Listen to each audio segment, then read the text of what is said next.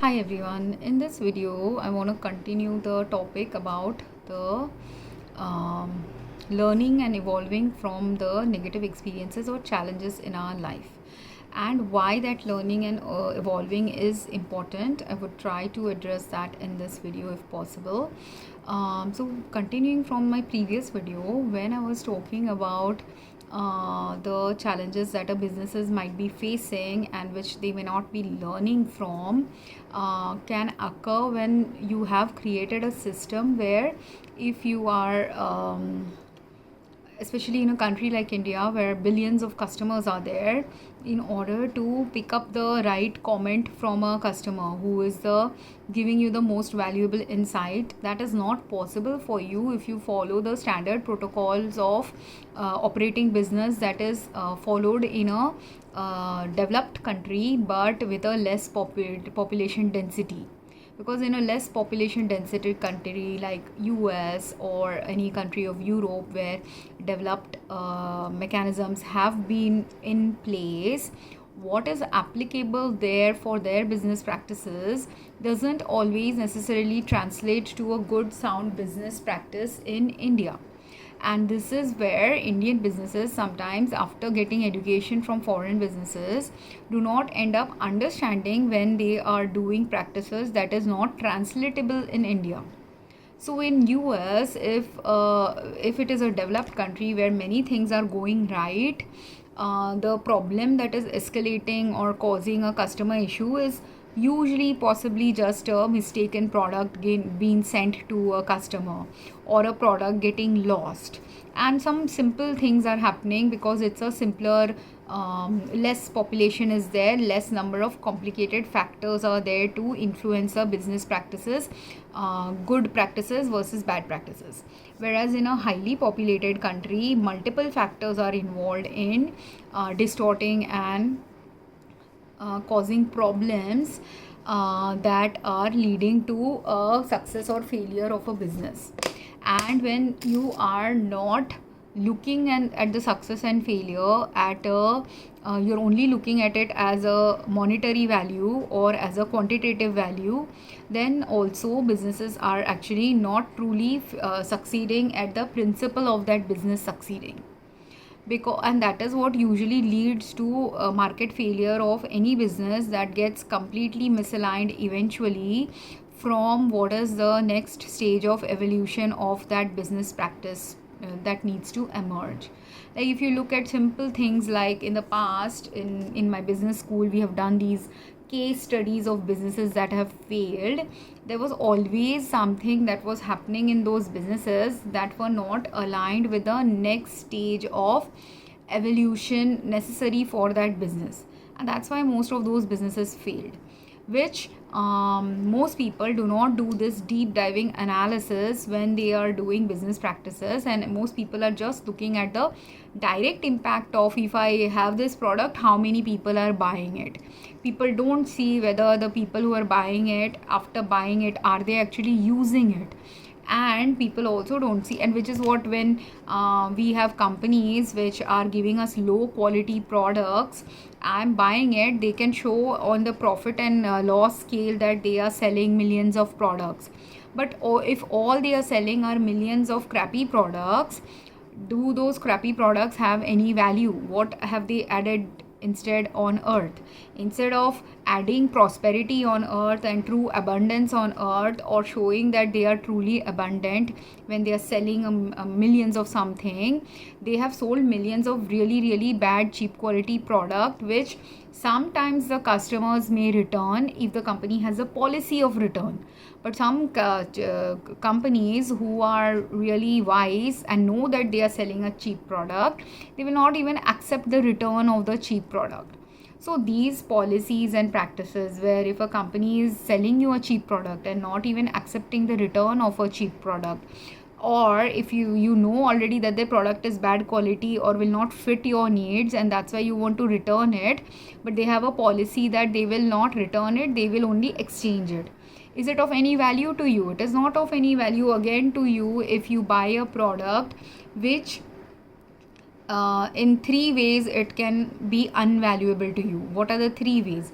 If I bought X electronic item and that electronic item is dysfunctional and is not working given my country's work conditions, that it may not work in my country because of whatever electrical problems zone it has.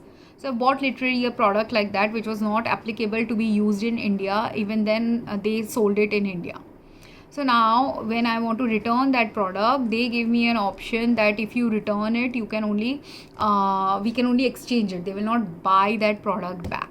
So now even if they give me an exchange item, if I don't have the right electrical connections for that product to work in India, then that product is of no use. So all I have done is added to earth pollution. All that company keeps doing is it's adding to earth pollution by entering a market in which that company should not even sell their product. But they are just because they've got a platform to sell that product, they want profit, so they just want to keep selling without understanding that there is a point of time where you should stop selling, or you should not sell your product to a place where it has no functional use.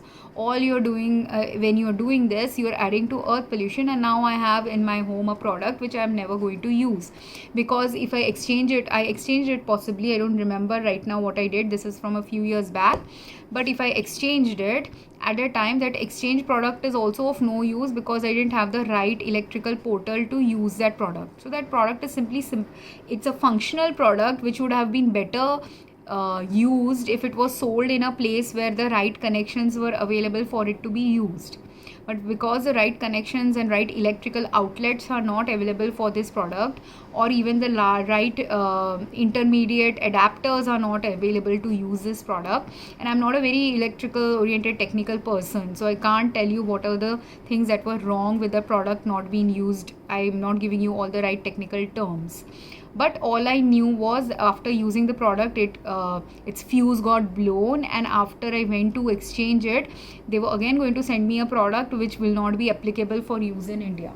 So should they have sold that product in India? They should not have sold that product in India. The company is not doing the right due diligence to ensure that that product should not be sold in a market where it can't be used. Neither is the company who is the intermediate retailer doing the right business practices. And all they are adding to is earth harm, or while they are showing everyone is showing great profit in their business practices realistically, and they are in the monetary level or in the gain level showing profit, but realistically in the level of how universe operates, they are adding to crap on earth, they are adding to harm on earth, the kind of harm whose repercussion they may not understand the day they are doing these unethical practices, or if not unethical, gray zone of practices, because regulations are not yet present, but they're not doing the right thing. So when you're not doing the right thing aligned with your company, eventually somewhere the thing that you think you are succeeding at will eventually start failing. Likewise, this is one company which is only ready to exchange the product if the product malfunctioned. But they actually know what is the real problem, but they have not set up the steps for the real problem to be fixed. They are instead more interested in just showing how many products they are selling, which is where they are going wrong. Then there is another company which sends you all crappy products, and they might have manufactured 90% good goods and 10% really bad goods. But those sales of 10% really bad goods is possibly okay when you are selling it in a European country where there are only million people you are selling to. But in a country like India or China where billions of people are buying those products, you are adding that 10% times billion is a lot more than 10% times million, right? So proportionally you have added to again excess earth pollution without resolving the earth pollution problem. That's why quality work, when you are doing mass scale work or when your influence is of a greater level, quality has to be more important than quantity, which is what most people who are in the higher classes of society, who have the most privilege in society, start to lose the track of. That quantity is not important, quality is more important in that level, especially at that level. And similarly, who else understands when quantity is not important, quality is important, is a poor person as well. A poor person doesn't have enough space to keep crap. So a poor person, if he buys if he thinks he's bought a quality product and it was not a quality product, he will, that's why, naturally tend to get really pissed off and angry, because he doesn't have the space to keep that quality excess crap. He doesn't even have the money. Like if he has spent $100 on something that he thought he was buying quality, but that $100 was a great investment for a person who doesn't even usually earn $100 in a month, you have again added to the pain and suffering of that person, because you have not only given them a product they can't use, you're giving them a product that is you have simply wasted money on a product that was not valuable at all, and you have created earth pollution, and you have created suffering into someone's life who didn't have to even buy that 100 product, because you've falsely marketed your product or falsely entered into a market where your product should not even be sold. For the poor person, if it was like a vacuum cleaner or something, it would have been better for the poor person if they had just used their hands to clean their home than buy a $100 vacuum cleaner in their home. So people have to understand, like, and this is where rich people also get misaligned. When rich people think that I have vacuum cleaner, I have car, I have fan, I have AC, I should provide the poor person with all these things as well, and let's subsidize it and give it to them for a subsidized rate. That is what many economical places or economies tend to operate in this way. But this is a misaligned way of operating economy, because a person who was born poor or who has a multiple years of poor life circumstances occurring for them, there is a value and purpose for them to be poor. The person who is meant to be poor, might be, their value could be that they might be the one who has to innovate a cheaper but more sustainable product, which is not $100 worth product. They might have be supposed to make a cheaper $10 product. Like this is where if people understand vacuum cleaners, in vacuum cleaners we had vacuum cleaners and we also have Swiffer mops. Now, is a Swiffer mop, which is a cheaper mop, is that a better way of vacuuming small or cleaning up small spaces and certain kind of spaces where vacuum cleaner should not be used? For those spaces, is Swiffer a better alternative? So, does a heavy, high-powered vacuum cleaner have its value, where as well as a small, simpler Swiffer mop has its own value? Both of them have its own value, but both of them need to be used appropriately to the place where it has value to be used. And both of them also, a person who has enough resources to buy a vacuum and who lives in a mansion which needs a vacuum power cleaning, should they be buying a Swiffer? Most probably not. A Swiffer might be bought by them, but only for small areas of cleaning, whereas the massive areas of cleaning might need a high power vacuum for cleaning, right? So everything, if man has created, has purpose and value, and appropriate place for use and an inappropriate place for use. Every human is also like that. We have an appropriate purpose for our creation and an inappropriate purpose. So that's why when people get into doing things that they're not meant to do, it leads to problem and worsening of problem or enabling of abuse and other kinds of social disparity related problems on earth. That's why people do not understand that if you are poor, and at that time if you see that and which is what has happened in India. I'll talk about Indians here, where Indians are living in a very false light of what is true prosperity, rather than understanding what was the true prosperity that was meant to unfold in India. And it is true of not just India but any country which does the similar practices like Indians. Wherein if I look at US, and in US I see that my relative who lives in US has a big house, has owns 2 cars, owns a lot of electronic gadgets. Fine. Why are they owning all these electronic gadgets in US? and owning two cars, because in US the husband and wife might places are really far away where you have to go to work, or the buses are not as frequent as in India. So if your buses are not as frequent, where you have to go long distances for work, or you might have to go in opposite directions, and less people are there, less humans are there to support you in your labor, then a labor saving device is important. And because of which, if labor saving device, time saving device is important in a country where you have to travel long distances, in a place where you have to go far off to do something, in those places, if you have a car, if you have access to a car, if you have access to two cars, if both people are working and they have to go in two opposite directions, if you have to save some time, because after working 10 hours, when you come back home, you are tired and no one is there to do your housework or housekeeping for you, and you are supposed to do all that work, that time when any kind of electronic gadgets are there in your life to help save your labor becomes an important asset in that country. So selling gadgets, and at that time also high quality gadgets are necessary, because less people are there. If the gadgets also don't work when they are not high quality and are poor quality, then there is no one to repair those gadgets also. So that's why in those countries you need high quality products. So that's why you have higher, that is how you evolve in life. When you're living in a place where high level of evolution is going on, there you become more independent oriented, but you also become high quality oriented. Independence and high quality has to go hand in hand.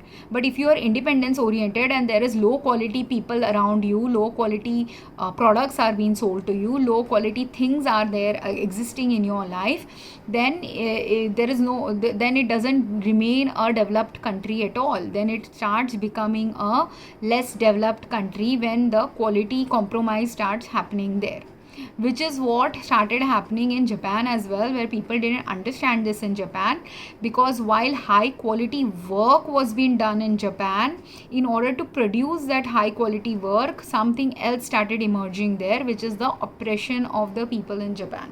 So people were expected to do high quality work, but people were also expected to continue doing work for 10, 12, 20 hours and not compromise on the relaxing. And where that is where Japanese society started going wrong, that they didn't allow the right work-life balance of relaxing to occur. You have to say yes to high quality work and you have to say yes to work. But also you have to understand when to say no to work, when to say no to low quality work, when to understand that when you are doing low quality work, it is time for you to stop doing work. That is where, when Japanese society started going wrong, their economy started collapsing. And that is how it collapses everywhere in the world, when you are starting to do something really wrong and not realizing when is the time to shift that wrongful way of living. When that wrongful way of living doesn't get shifted, that's when destructive elements start happening and all sorts of, and when both sides have wrongful elements, which resulted in what? Pearl Harbor happening, or the Hiroshima, Nagasaki bombings happened. Why? Because there were distorted principles holding people making decisions in America, and there were distorted perception holding people making wrong decisions in Japan, and that's why those two countries ended up having a war. So wherever distorted, and they were complementary distortions possibly happening in both these countries, that's why the complementary distortions now led to a war in between those two places. So anywhere in the world where complementary distortions are happening, that complementary distortion leads to war. Anywhere in the world where complementary multiple people are collaboratively doing like false paradigms of living that they think is the right way of living, but it is not actually aligned with balanced living, that's where you will see natural disasters unfold, because that natural disaster is not unfolding because earth is in enraged and causing a disaster. That is a false perception people hold. Reality of a natural disaster is that you are doing so many health toxic things in life that you're creating a atmospheric situation or earth imbalance in such a way that that place of earth has no other choice but to crash. And how it will crash will depend on what crash worthy circumstances unfolded in that place. Same way with a company. When a company is crashing, there are signs and symptoms and signals will be sent to any place of earth that is crashing, any family life that is crashing, any social circumstance that is crashing, any country that is at the point of crash, or parts of that country are at a point of crash. The crash that is the crash of the divine kind. I'm not talking about the crash that humans think is crash. Humans think calamity is a problem. Humans think there is a false light associated with pain that is existing on earth currently, false light associated with suffering that exists on earth, and a true light needs to be shed about pain and suffering, where I am going and twisting someone's arm. That is the true cruelty. If I go and inflict pain on someone and twist their arm, or if I go and do something where deliberately their life will crash, that is the deliberate infliction of pain and suffering to someone. That is the cruelty, and that cruelty people have to know how to stop, know how to not create that level of cruel human. But in order to not create that cruel human who will go and distort someone's arm or break someone's arm or become that cruel, you have to also understand they need a safer home life, they need a safer parental conditions. They need to understand when they are a child that every time you face pain, you don't inflict pain, or every time you have faced pain, if you evolve from that pain, you will not go and try to inflict pain on someone else. When you don't evolve from the pain, that's when you decide to inflict that pain on someone else, right? But how do you understand and evolve from that? You cannot understand and evolve from that if you do not understand the value of the pain you were getting when you were having pain in minor scale. So when someone had minorly injured you, at that time, if you show them, when some principles say that if someone has slapped you, show them the other cheek. Why do you have to show them the other cheek? Why is very important. That intent is very important, and that is where also many toxicities arise. Like if I have been slapped and I am showing them the other cheek, that come on, you have slapped me, might as well slap the other cheek and balance it out so that both my cheeks look swollen now that you have slapped me. That could be one reason. That's a comedy reason. But what if the other reason for allowing them to slap your other cheek is so that they have now a chance to realize whether they should stop slapping you, whether they are doing a wrong thing about slapping you. So it is a intervention sent by God, that the person who is slapping, if you have slapped in anger, it is fine, you have slapped one time in anger, but the second time, are you capable of checking yourself and seeing the empathy or of the or inculcating some form of empathy in you to prevent yourself from slapping someone when they are showing them you the other cheek to hit them? That it is a learning lesson for the person who is slapping you, that yes, in anger, if you have slapped and there was some valid reason also for you to slap someone, once you have slapped, should you stop yourself or should you continue hitting someone?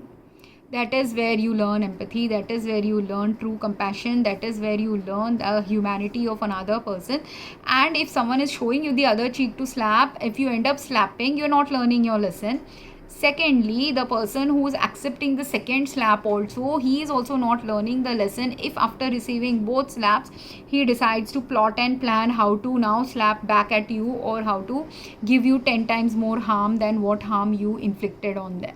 And that is what when they say an eye for an eye makes the world go blind, because then you're continuing the cycle of pain and karma of pain, continuing on and on and on. And that's not the point of reincarnation. So people who don't understand reincarnation will continue doing these things in their life. In one life only they will do it, because they will be so afraid to die that they will not understand that why death is also a release, and they will continue thinking that they will have hold all kinds of false perceptions about karma, because they're not ready to learn from a simple mistake that they have done. That if they have slapped someone by accident, there are multiple ways in which you have to apologize for that slap. That is what karma is. Karma is not that I slapped you and you slapped me back 10 times. That is not karma. Karma is if I have slapped you for a genuine reason or a non-genuine reason, but if after slapping you have caused you great injury, how do I make amends for that? Karma is also to understand that if I slap a brick, slapping a brick is only going to break my hand. So if a human has turned into a brick who's lost all their humanity, I slapping them has no purpose at all. So that also you might need to realize, that if I am slapping someone who doesn't even feel the pain, what is the point of the slap? Was you were in anger, you were in pain, you want to give pain, but that person is not even accepting your pain. So where is it going? It is going to come back to you. So and after you have slapped someone wrongfully for a while, do you have to learn from that experience? That's why only you sin. So there's a purpose to sin also, in the sense it doesn't mean that you should sin, but if you have sinned, the purpose of sin is to learn and evolve from that experience, not to sit and I have sinned, now you have the permission to sin on me. That is the false karma, that is the false light, that is the false paradigm of living. And these are the kinds of false paradigms of living are the ones that are responsible for businesses doing unethical practices, people doing unethical work, people not understanding the value of work as well as the value of rest, when you do not understand the value of profit as well as the value of loss. And in that loss also, when you are profiting there is a right way to profit, there's a wrong way to profit, and eventually most businesses people don't understand, but eventually on life on earth you are supposed to have a break even kind of business operations. And that break even meaning the businesses are supposed to just exist, like a human is supposed to just exist. I'm supposed to cry some days, I'm supposed to laugh some days. Now the human who doesn't understand that laughing and crying both are important to exist on earth cannot be a balanced human. And if you're not in a balanced human form, and you're always just either in a laughing mode or always in a crying mode, then you're not understanding the value of your existence. That's why it's necessary that if a lot of pain is also happening, sometimes you have to transcend that pain and be ready to smile also despite the pain happening. That is not a mental illness, but the mental illness is the mental illness will arise if even if you are in a lot of pain, you are never showing that pain. That is the mental illness. The other side, if you are there's nothing to laugh about, but you continue just wanting to laugh because I only want laughter in my life, that is the mental illness. Because if you have painful life circumstances, you have to cry out and say I need help. You have to cry out in anger. So that's why every emotion, every thing has a right way that emotion needs to be felt and experienced and expressed, and there is a wrong way to feel, experience and express something. When you are in the wrong way, you have to learn how to not sin and do all the wrong ways of expressing anger. Wrong way of expressing anger is continuing to beat someone who doesn't even understand what they are doing. Wrong. Right way to experience anger is be angry that this person is making me angry, and then decide, should I continue existing with this person, or should I ask God, like, help me in figuring out how to either live with this person, or if I'm not supposed to live with this person, tell me how to get away from not living with this person. Because everything has a purpose.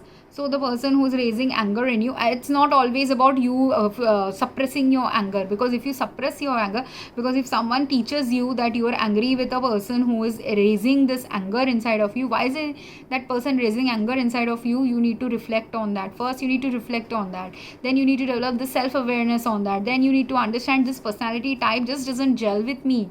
Like whatever they do, it will always be something that is not aligning with me.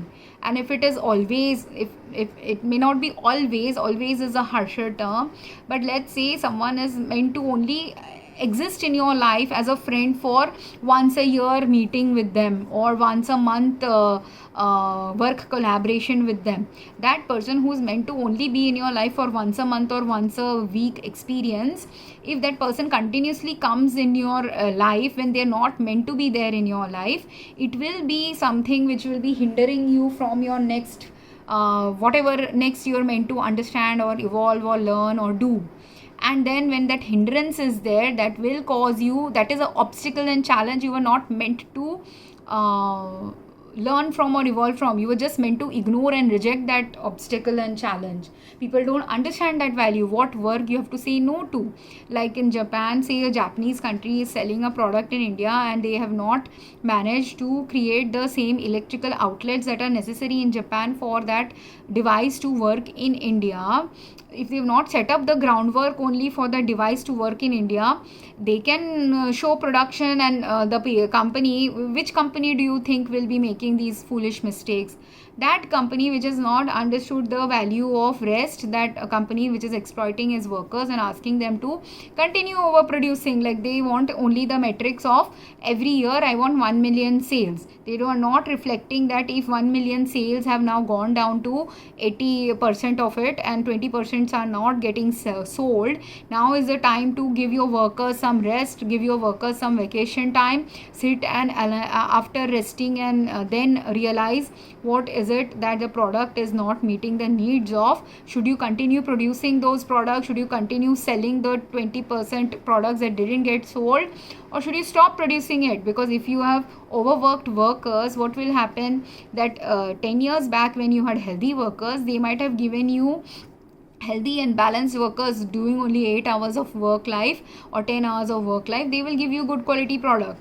But after 10 years, if they never got rest, never got the periods of rest, how much ever ethical they are at their work, or they understand what is quality work, they can't produce the quality work because they are energetically deprived. They have not taken the time to rest, and they cannot also innovatively develop some newer quality work either. And when they can't develop those newer quality work either, because the periods of rest in my previous video, as I said, my period of rest was the time where I'm getting guidance for what is next necessary on earth, which I can't get if I was continuously working. That's why also some people have been put to rest.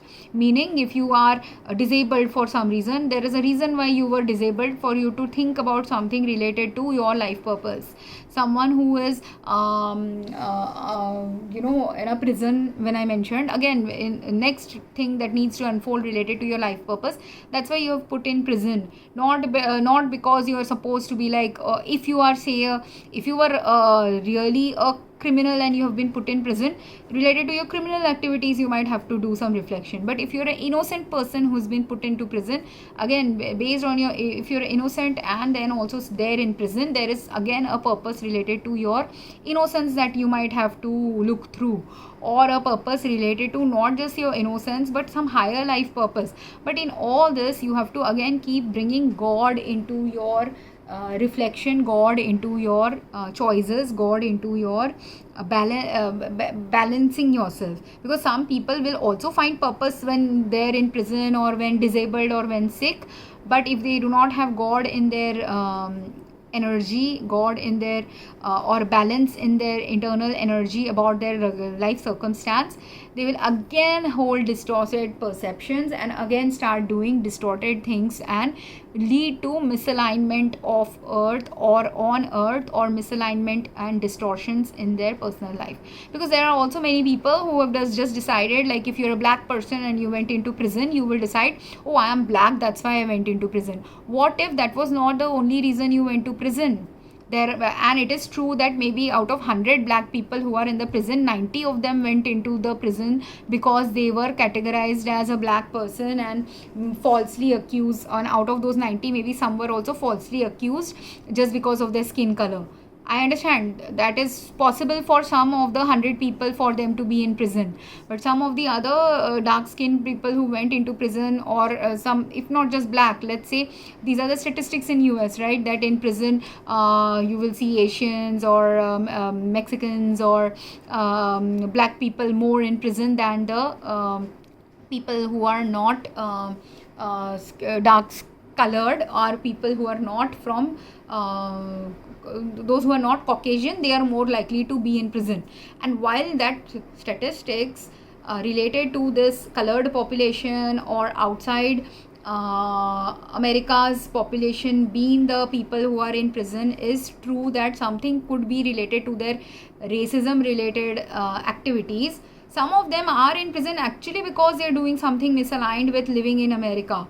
So you can't categorize everyone as the person who was arrested as being arrested because racism was going on with them. So this is where people, that is a false light. Like every black person who went to prison is not innocent.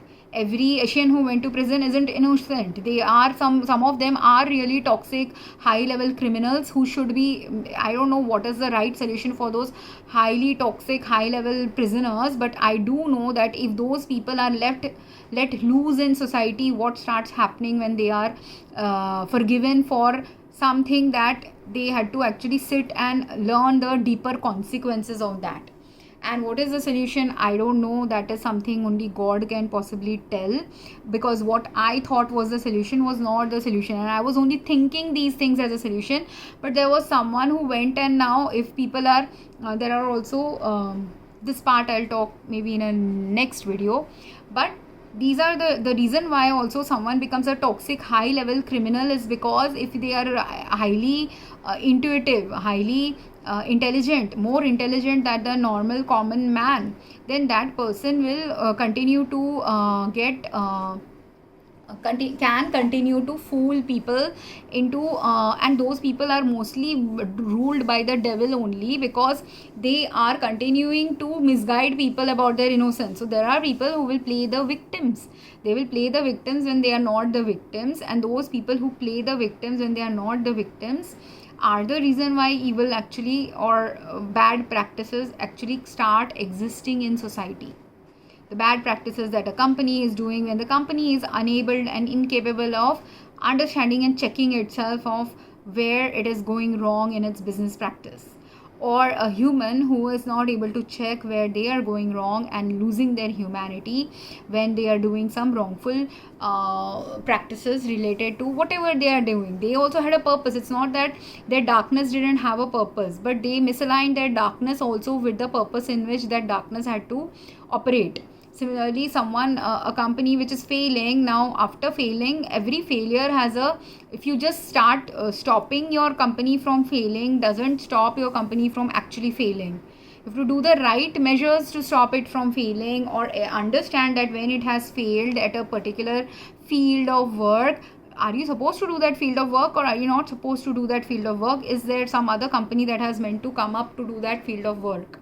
Or whatever field of work you thought was earlier a good field of work, now if it is not an applicable field of work, do you have to understand how to re-strategize and change your company's direction into the field of work which is next necessary for human evolution? So all these things, if you do not do it in a balanced manner, aligned manner, if you don't have healthy mental health condition, social health condition, alignment with the people you are meant to work with, influence with, help them, all of these leads people to go astray. And it doesn't matter how much money you have in a bank, it doesn't matter how much people admire you for what you are doing, it doesn't matter how much you are on paper showing up to be the richest person on earth. None of this will matter. Or how much you actually have a core good skill that is beneficial for earth, that also will not eventually matter. When is different for each individual, but that when will eventually happen in each individual's life. And in that when the life crashes, the greater the crash happens to those people, greater the calamities happens to those people who fail to realize even in the minor scale calamities of their life where they were going wrong, how they had to course correct, or if they were sent people to course correct them when they didn't course correct according to the people sent in their lives to help them course correct a minor wound. A minor wound only becomes in, like, say there was a world when there was no medicine. At that time, if you had a wound that was a cut from a knife while you were chopping some vegetables and your hand got cut with a knife, now the wound that you got from a knife. Now this is where also medicine has gone wrong. The wound I get from a knife, if the knife was healthy, there was no earth pollution, the vegetables I'm chopping has is very high quality vegetable, then while chopping them my hand, even if it was cut, it will heal immediately within a few days. And if I was paying attention while cutting, the cut would be very minor, hardly any wound would happen, and my hand will get healed immediately. But if I was not doing mindful work, then that same cut that could have been just a minor scratch will now end up being a major wound, or a moderate level wound that might cause some bleeding. Now again, that bleeding related wound, if my body is healthy, if all my life conditions factors are healthy, health supportive, again that wound will heal by itself and nothing else extra is needed. But when will I start getting bacterial infection, viral infection, fungal infection from a wound? The time when I'll start getting it is when either my body has lost its capacity to heal itself from the natural ways a body is supposed to heal, or when the food I am eating is lost its capacity to heal me, nourish me, nurture me, provide me with the nutrients needed for me to heal my body, or the fruits and vegetables that I'm cutting, the surface on which I'm cutting is laced with bacteria, fungus, microbes of the harmful kind that will harm my health. But how is a harmful kind of bacteria, or if there are chemicals in that area, in the water supply, which is causing the fruits and vegetables to be toxic, all of which those chemicals now will prevent my healing from occurring, that can also start happening.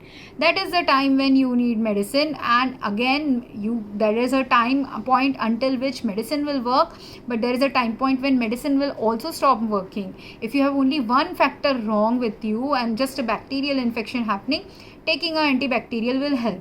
But if you have 5 factors going wrong and you're only giving medicine for antibacterial purpose, you're not looking at the chemical contamination that is harming you, you're not looking at the food quality that is harming you, you're not looking at life circumstances where people may not have family with them who want them to survive, then at that time those people will not be able to help heal you, help take care of you. Or if everyone in your family is also sick and no one is able to help each other because everyone is sick, then also no right intervention or proper long-term intervention will happen.